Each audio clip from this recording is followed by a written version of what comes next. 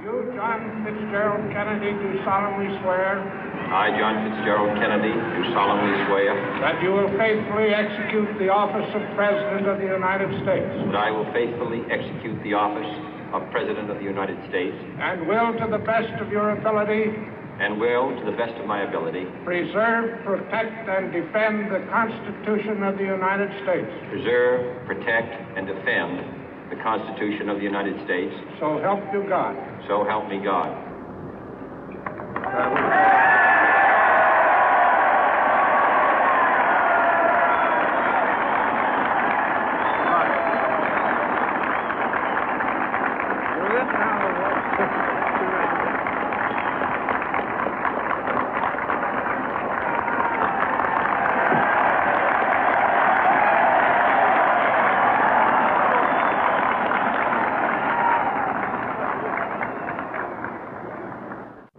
Vice President Johnson, Mr. Speaker, Mr. Chief Justice, President Eisenhower, Vice President Nixon, President Truman, Reverend clergy, fellow citizens.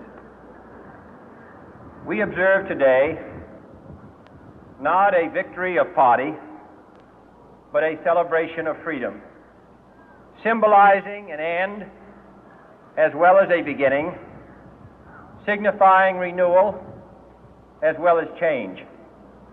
For I have sworn before you and Almighty God the same solemn oath our forebears prescribed nearly a century and 3/4 ago. The world is very different now, for man holds in his mortal hands the power to abolish all forms of human poverty and all forms of human life. And yet the same revolutionary beliefs for which our forebears fought are still at issue around the globe. The belief that the rights of man come not from the generosity of the state, but from the hand of God. We dare not forget today that we are the heirs of that first revolution.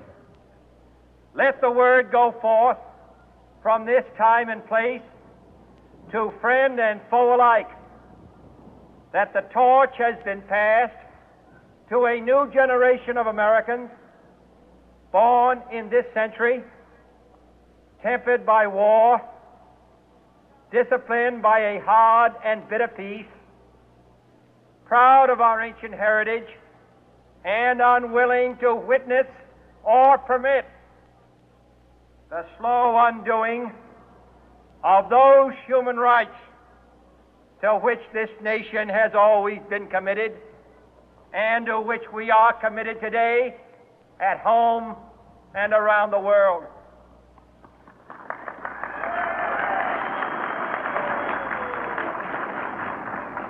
Let every nation know, whether it wishes us well or ill, that we shall pay any price, bear any burden, meet any hardship, support any friend, oppose any foe to assure the survival and the success of liberty.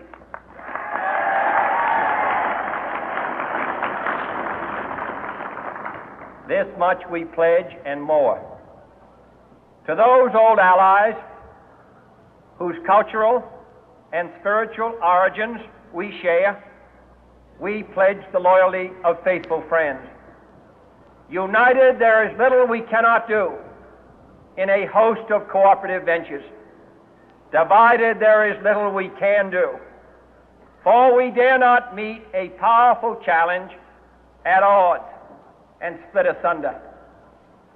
To those new states whom we welcome to the ranks of the free, we pledge our word that one form of colonial control shall not have passed away, merely to be replaced by a far more iron tyranny.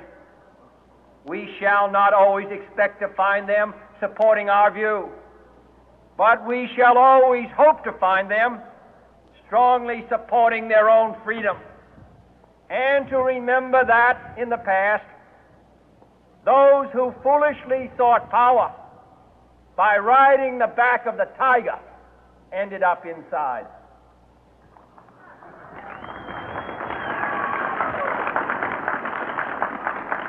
To those people in the huts and villages of half the globe struggling to break the bonds of mass misery, we pledge our best efforts to help them help themselves for whatever period is required, not because the communists may be doing it, not because we seek their votes, but because it is right. If a free society cannot help the many who are poor, it cannot save the few who are rich.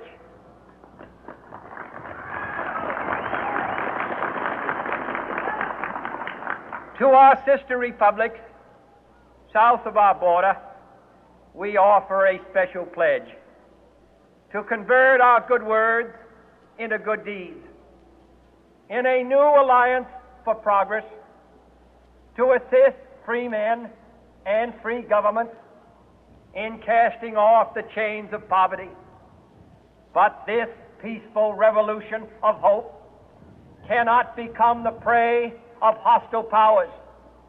Let all our neighbors know that we shall join with them to oppose aggression or subversion anywhere in the Americas.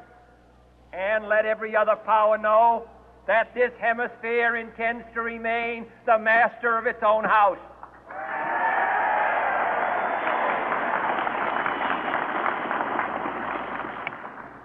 To that World Assembly of Sovereign States, the United Nations, our last best hope, in an age where the instruments of war have far outpaced the instruments of peace, we renew our pledge of support to prevent it from becoming merely a forum for invective, to strengthen its shield of the new and the weak, and to enlarge the area in which its writ may run.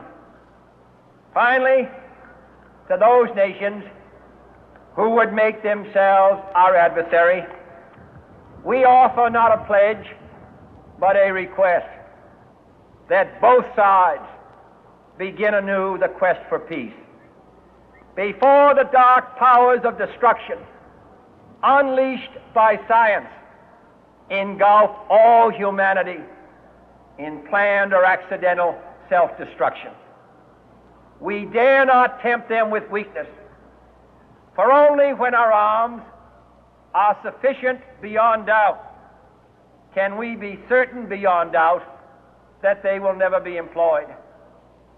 But neither can two great and powerful groups of nations take comfort from our present course, both sides overburdened by the cost of modern weapons, both rightly alarmed by the steady spread of the deadly atom, yet both racing to alter that uncertain balance of terror that stays the hand of mankind's final war.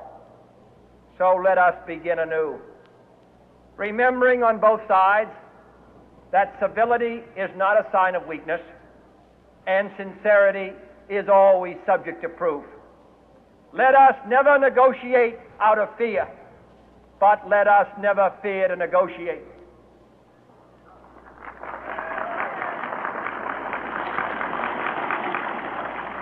Let both sides explore what problems unite us, instead of belaboring those problems which divide us. Let both sides, for the first time, formulate serious and precise proposals for the inspection and